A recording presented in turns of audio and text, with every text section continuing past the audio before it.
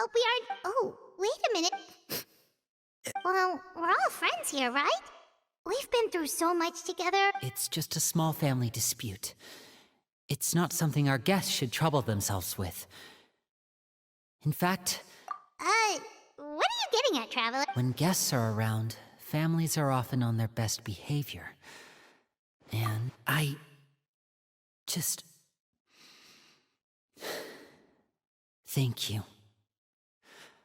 I was really hoping to keep you out of it. But even if I could think of some other reason to turn you away, I'm not sure I could convince you. Me too. Well, back to the matter at hand then. If we don't plan on handing Clairvy over to Father, then our only other option is to solve the mystery of her identity before Father is able to track her down. That means finding out where she came from and what she's doing here. Then we can send her on... I've tried that already. And? And... nothing. She even came with us all the way to Poisson. It seems like wherever the... I don't know much about... Let's see here. Paimon remembers hearing something like, if you fulfill a spirit... Oh, it's just that Paimon doesn't really remember where she... Well, sounds like it's worth a shot. Guess that means we should go ask her about her wish. What is it? I need you to promise me that this will stay between the two of us. We're the masterminds behind... Of course. All right. Then let's seal the promise just like when we were kids. Fist bump on 3. Ready? 1, 2, 3. I swear.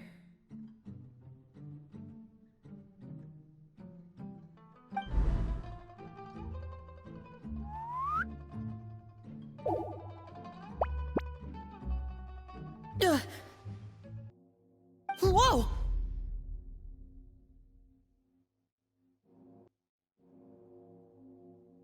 Lynette! But what a surprise!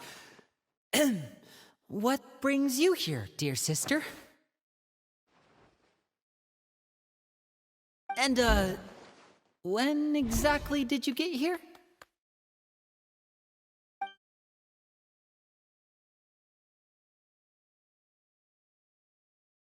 You're an idiot, brother.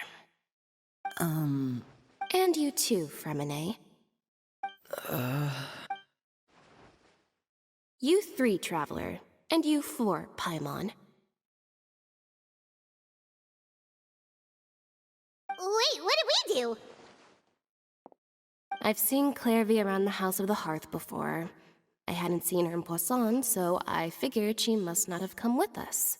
I heard you talking about your plan. Rather than steering clear of the situation...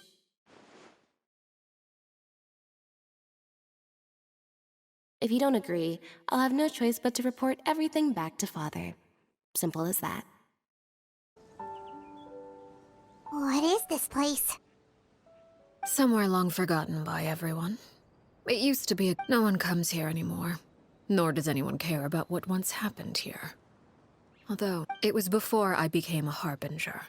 And before Linny and the others joined the House of the Hearth. Due to certain events, I first killed... You were the one that killed Clairvy? Patience now. Allow me to explain Clairvy's side of the story first. Clairvy was 6 years old when she was brought by her mother, Crucibina, to live in the House of the Hearth. From the outside, it seemed like a fairy tale. A thriving family made up... Crucibina was the knave at that time, and the House of the Hearth was under her control. She was Clairvy's mother by... Clairvy was happy here, for a time. But she quickly realized that being part of the... Purgatory? Exactly. The House of the Hearth takes in war orphans from all over Tevat. But as for how to raise them...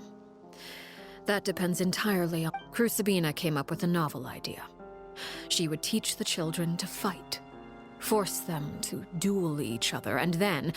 It's difficult to estimate the number of children who died or were maimed in the process. There's little I can say about the ones who died. They would be handed over to the doctor to be experimented on. or sent away on dangerous missions. Nothing more than tools to be used and then So those were the experiments Clairvy was talking about. But what? You said that Clairvy was Crucibina's daughter, so if Clairvy tried to convince her to stop what she was— Despite being Clairvy's mother, Crucibina cared little for her daughter. She forced Clairvy to join the House of the Hearth only as a means to demonstrate her own impartiality. Clairvy did try to convince her mother to change her ways, but it was to no avail. After her efforts failed, the only other option was to rise. Of course, there was one exception. Someone Clairvy's age, who knew the truth about the House of the Hearth. Her name was Peruere. Wait, the friend that— Friend, huh? Clairvy was a cheerful and passionate person with a tenacious spirit. Peruere, on the other hand, was rather cold-blooded.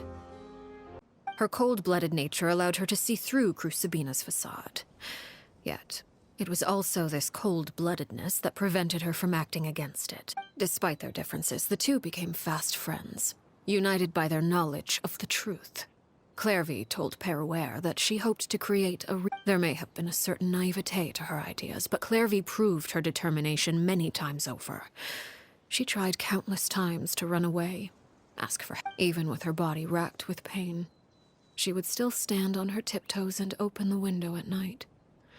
She and Peruere would look out at the moon together. Oh no. What happened? Her hopelessness resulted from a culmination of things. 10 years had passed. 10 years worth of failure after failure. She and Peruere weren't children anymore, but finding any chance to escape still seemed— It was during this time that Peruere suggested a new plan. If escaping was out of the question, why not take— Clairvy rejected that proposal. She claimed that, as a famous harbinger, Crucibina possessed an unimaginable— Clairvy never gave another reason, but Peruere could see it written all over her face. Clairvy still thought of— If she couldn't escape and fight back, then only one— Precisely. Death was the only way. It happened during a duel. When she arrived at the dueling ring that day, her partner turned out to be none other than Peruere. The very person that had stood by her side all those years. It was— From that moment on, Peruere's journey was one written in flames. When the rain finally came and washed it all away, there she stood, the sole victor in Mother's— It was the very result she had predicted 10 years prior. Even then, she believed she would make it until the end. She wasn't surprised by the— She was unsettled. And there was only one thing that could quell that sensation. Perhaps you two would like to take a guess. Crucibina, you mean? Correct. This is the place where Peruere killed her best friend. A mere year later, this is also the place where she— The moment she acted, any conception of what was right or wrong ceased to matter. Peruere won the battle, and became a harbinger herself. After which Her Majesty, the Tsaritsa, bestowed upon her a new name. So the Perry Clairvy was talking about— It was you all along. You're Peruere. I left that name behind long ago. I must say, after I defeated Crucibina, the moniker of Mother died with her. I chose to forego the title she called herself, and even chose to give up my own name. I rebuilt the House of the Hearth under a new identity. And that is where the story ends. Yeah. Based on what you just told us, Clairvy wasn't a I suppose you could call her an illusion born of flame. Her existence is— You see, a certain power runs through my veins. It's not unlike a curse. My flames, of course. The chances of those shadows morphing into a sentient entity are exceeding. Clairvy died when she was 16 years old. But what emerged from the flames was her 6-year-old self. Her appearance wasn't the only thing of— Memory is a mysterious thing indeed. Losing a portion of your memories will alter your sense. No wonder Paimon got such a weird feeling when we were... Perhaps I should put it this way. Clairvy is someone trapped in time. So if all of that is true, then you must have known about Clairvy. Indeed. She's a rather volatile and unstable entity. But other times, she would hide from... Shadows don't have the capacity to learn or grow. Any new in your attempts to expose Clairvy to sunlight. They failed, yes? The reason is actually quite simple. But no matter. All I have to do is kill her again, and all will be resolved. I don't anticipate... Wait! Paimon can understand why you might want her gone, but isn't there another way? So what if she's trapped in her 6-year-old self? She's still your friend! At least talk to her first! It's too late for that. She broke the rules, and now she must be punished. That goes for Filial and Nentoy as well. I hope you understand. The difference between Crucibina and myself lies in our formulation of the rules, not our policy for enforcing them. Upholding the rules with... Is this really what you want to do? Whatever could you mean? Don't you want to say a proper goodbye at least? Whether as a killer or as a father, there are two things that must be avoided at all costs. Anger and sorrow. Anger makes you impulsive. Sorrow causes you to waver. Well, it appears it's about time to proceed. Before we arrived, I told some of my well-being... I do believe I've kept my end of the deal. I give your friends quite a bit more time.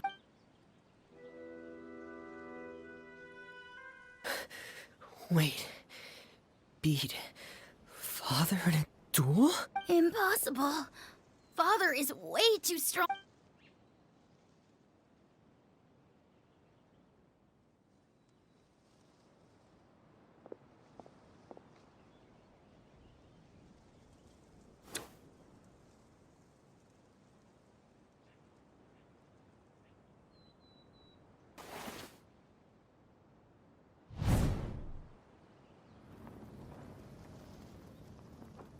Did you hear that, Traveler? Letting the others have to duel the knave. What should we do? Can they really win something like that? If they lose, those people from the house are really gonna be executed. Hey, are you listening?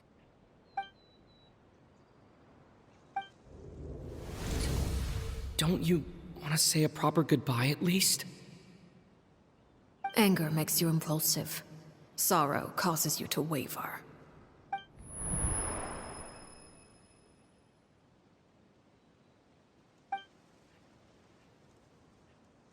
Oh.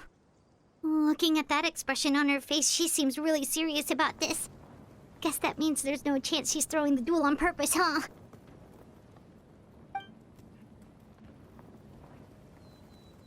When guests are around, families are often on their best behavior.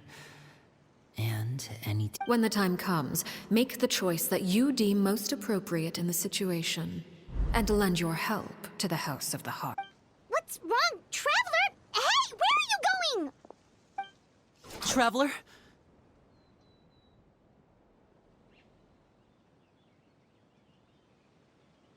You're asking to join the duel against the knave? I'll allow it.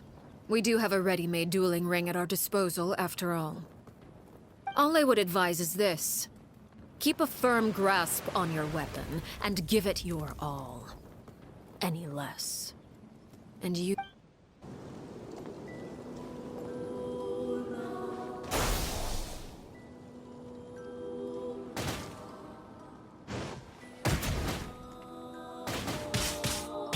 Scatter!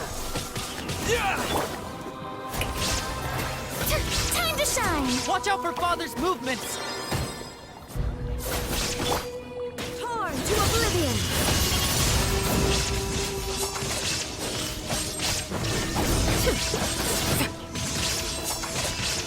Is it my turn now? Booba, get them! With these rising flames! You alright?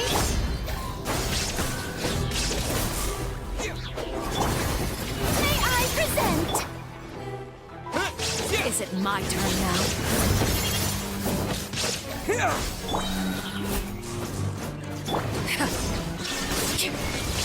Germinate! Look out! Now that's more like it. With these rising flames! Is it my turn now? Now you shall perish! And voila!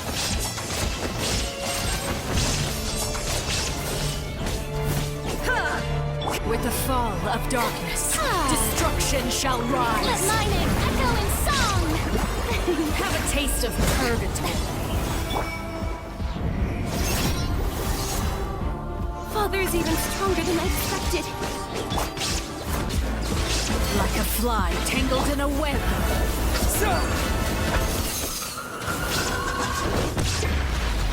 With these rising flames, Now you shall... try to pace yourself.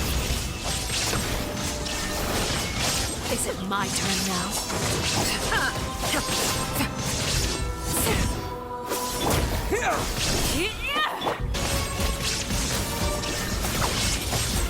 Spare your energy. Running is of little use.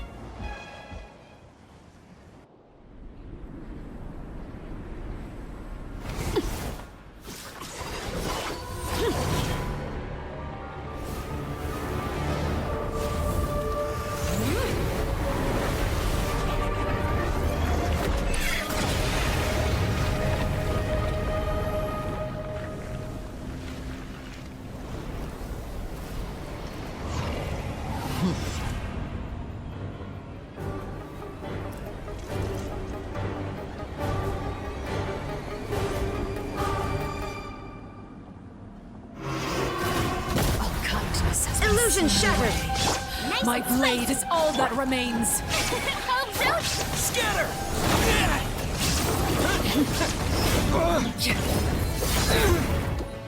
Now's our chance. Over here! Booba!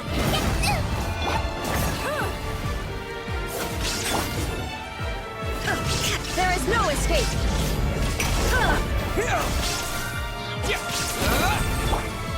Watch out for Father's movements! Look out!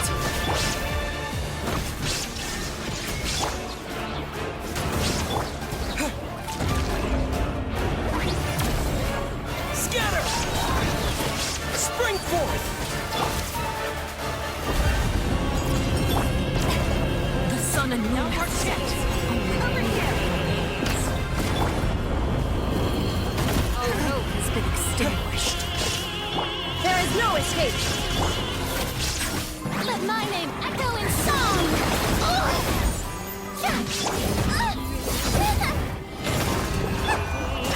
Watch out for Father's movements! Ignanis! Vidyamsi!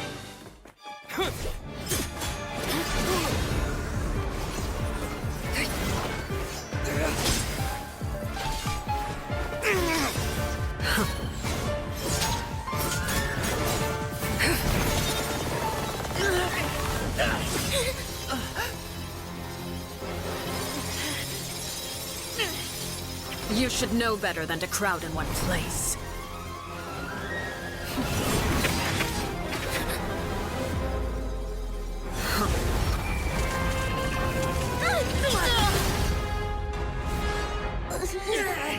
Oh, I know. Now! I'm sorry, Father!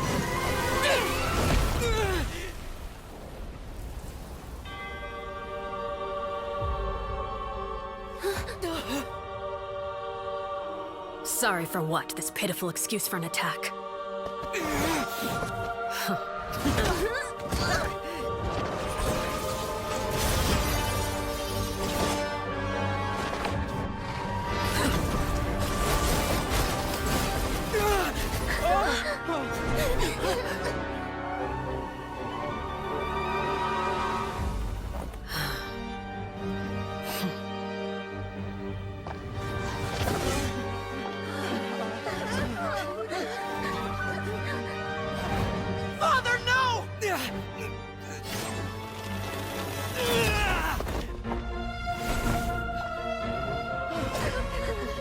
wait it out, did you? You're stronger than I expected.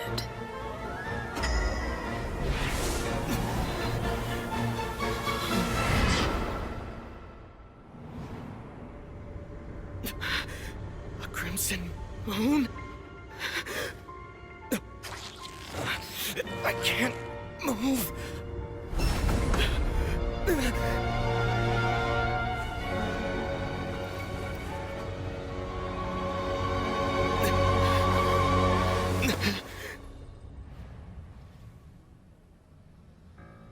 Still, not strong enough to beat me.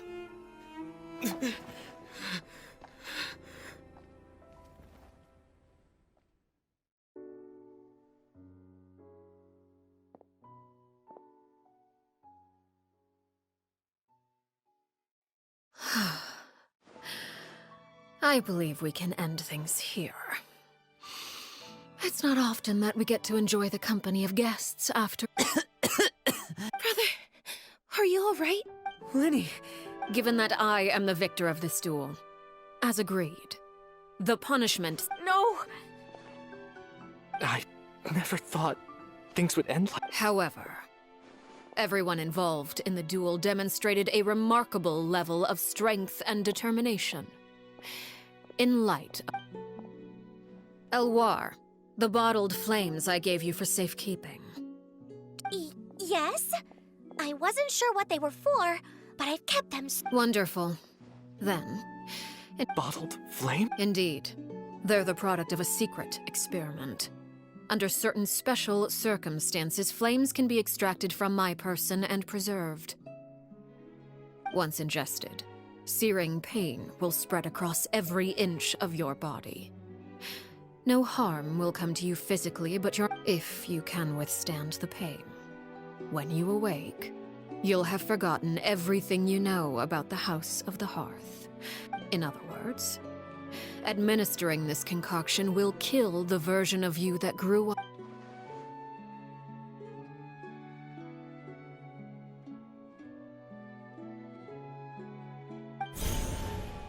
Memory is a mysterious thing indeed. Losing a portion.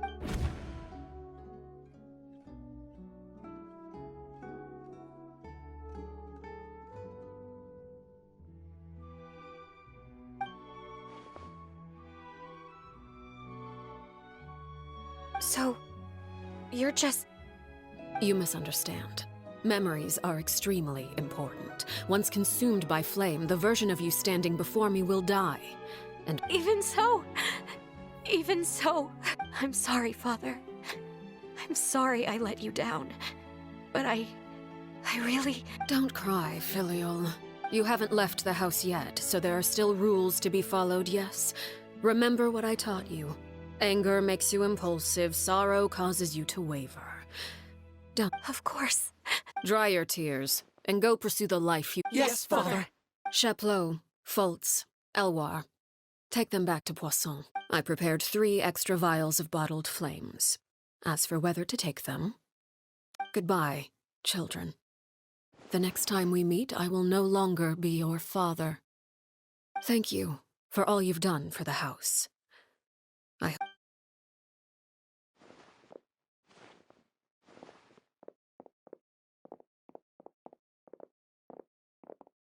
Father! Let's go.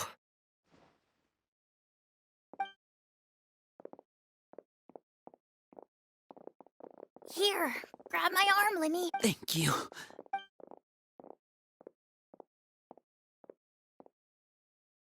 Clairvy.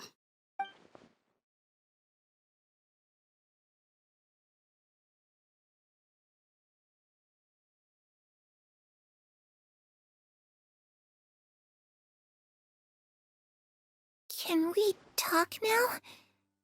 I've been waiting. You really are Perry, aren't you?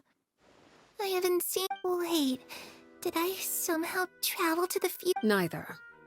You died, Clairvy. That's what happened.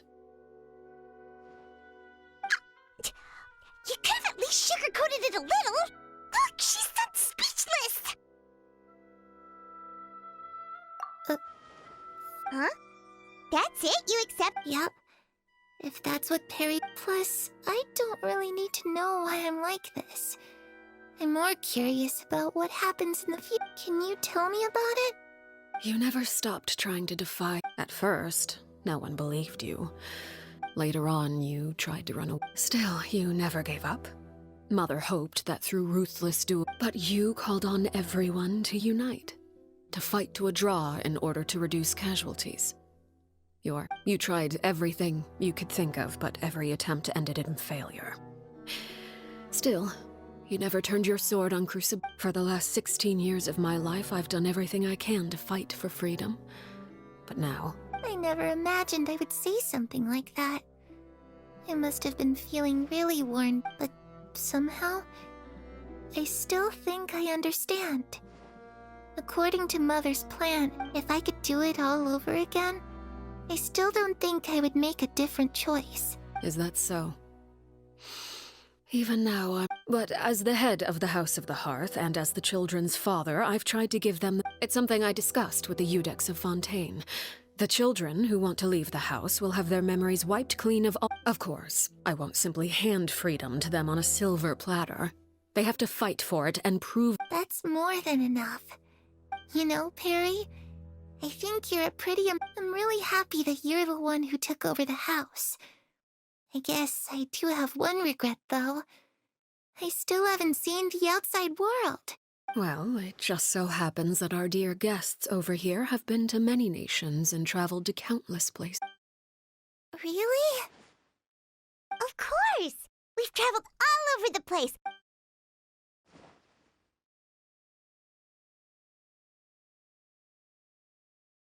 You know, I used to dream of playing the lute while singing into the winds of freedom. Ah, that's where Mora comes from. If I had some Mora, it's just too bad Perry doesn't like wearing dresses. And Mother, she probably...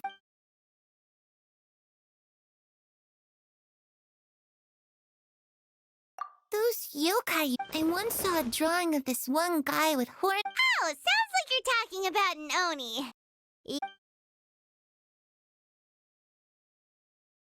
I was always too afraid to skip Mother, but at the academia, I bet you could do all sorts of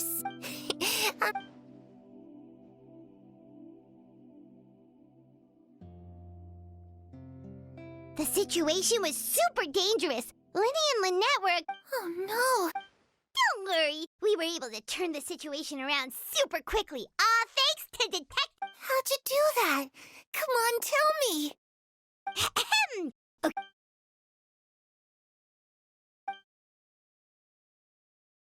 Shadows don't have the capacity to learn or grow. Any new information...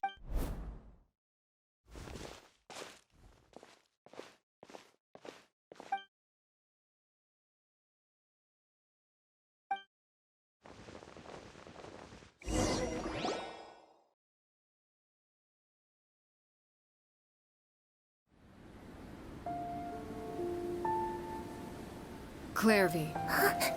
You've worked tirelessly from the shadows to overthrow the House of the Hearth.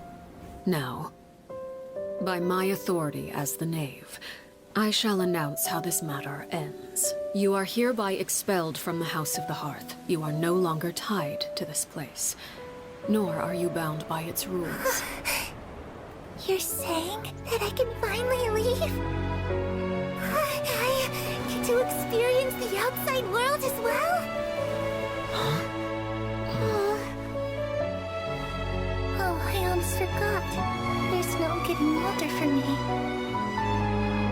Still, seeing who you grew up to be makes me really happy, Paraware.